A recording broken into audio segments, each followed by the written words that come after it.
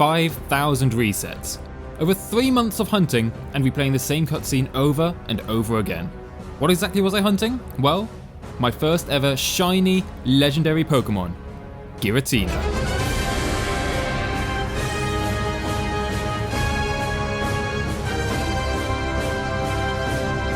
But is shiny hunting really worth the time and effort? And if I could find one, would I be able to hold my nerve and catch it without my Master Ball? Shiny Pokemon have always fascinated me, but what I wanted to know was why? What is it about a Pokemon with a slightly different colour scheme that I'm so attracted to? The truth is, I honestly couldn't tell you, and that's where today's video comes in. After over a decade of playing Pokemon, never have I actively tried to hunt for a shiny. Until now. If I'm being honest, the idea of spending days, weeks, maybe even months on a game, making no progress, simply resetting over and over and over again, sounds like absolute hell. And that's exactly what shiny hunting is, resetting until a different colour appears. But how can I dismiss it without ever properly trying it first for myself? So, seeing as I would be putting myself through hell, was there a more fitting legendary Pokemon to hunt than the god of the underworld himself? I started my hunt full of determination. I had prepped the perfect team and the perfect tactics, and now all that stood in my way was finding that one shiny Pokemon. Yeah, I really was naive, huh? Quickly, actually not so quickly, came encounter number 100, then 200, 300, 500, until after a week of shiny hunting in my spare time, I reached encounter number 1000.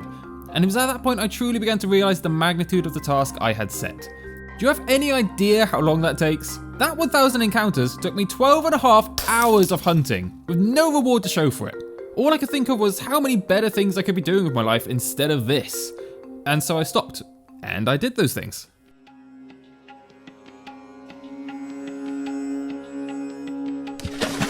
But hey, after taking a break, I could pick this up again easily enough, right? Right? Suddenly I had a mental block. I couldn't bring myself to hunt anymore. Why should I continue? Was all of this effort really going to be worth it?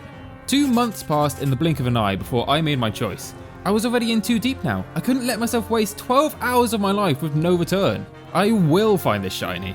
And with that, I became a true shiny hunting machine.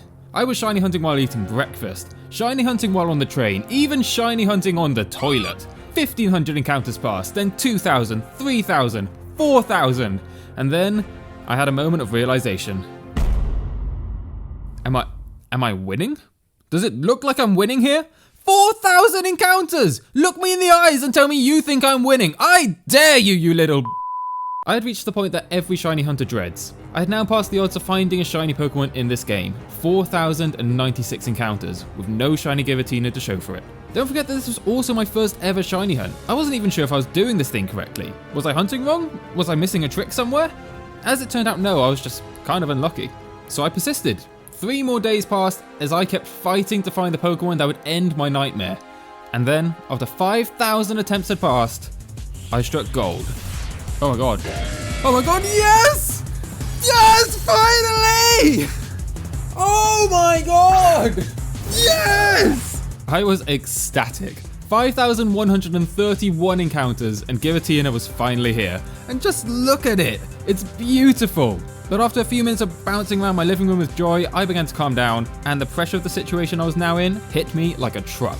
Oh god, what do I do now? I don't even know where I left off. I can't remember how to catch this thing.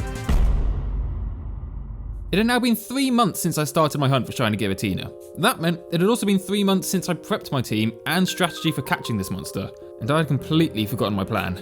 Giratina's typing and moveset make it one of the most difficult Pokemon to catch in the game. Firstly, it's a ghost type, meaning I couldn't use False Swipe to safely weaken it without knocking it out. And even if I were to weaken it that way, it has the move Pain Split, meaning any efforts to get it in the red could immediately be removed if my Pokemon was at high HP, so I had to get inventive.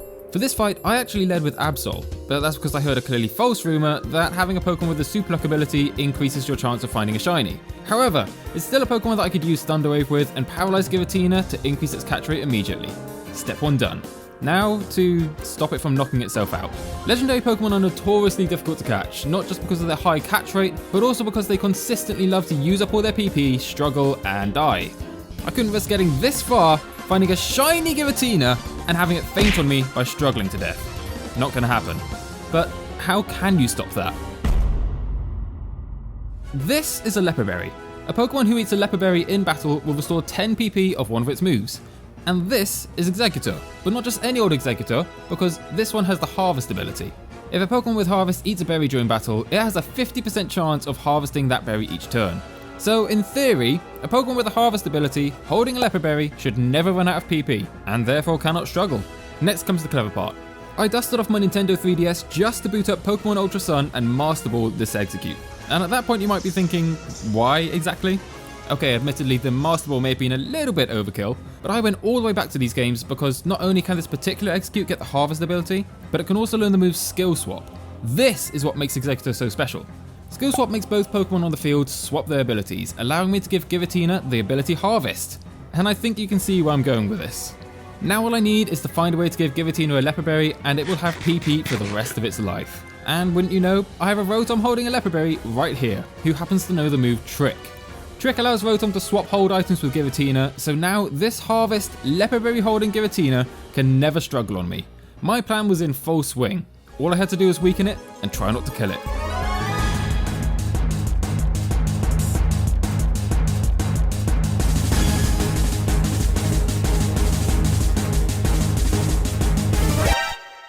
Yeah, I nearly had a heart attack there. Anyway. With Giratina weakened, there was one final issue I had to account for. Pain Split. If I'm honest though, I got unbelievably lucky here. For some reason it never used Pain Split, not once. And while this was happening, by setting up a substitute and simultaneously taking my HP into the red, suddenly I found myself in a position where Dragon Claw had no effect, Aura Sphere did 0 damage, Pain Split was negated by Togemkiss's low health, and if Giratina ever used Shadow Force, well, I'd heal up when it vanished and set up a substitute again next turn. I'd accidentally set up the perfect counter to Giratina and had it completely trapped. Now all I had to do was be patient, keep pelting it with luxury balls, and wait for my time to come.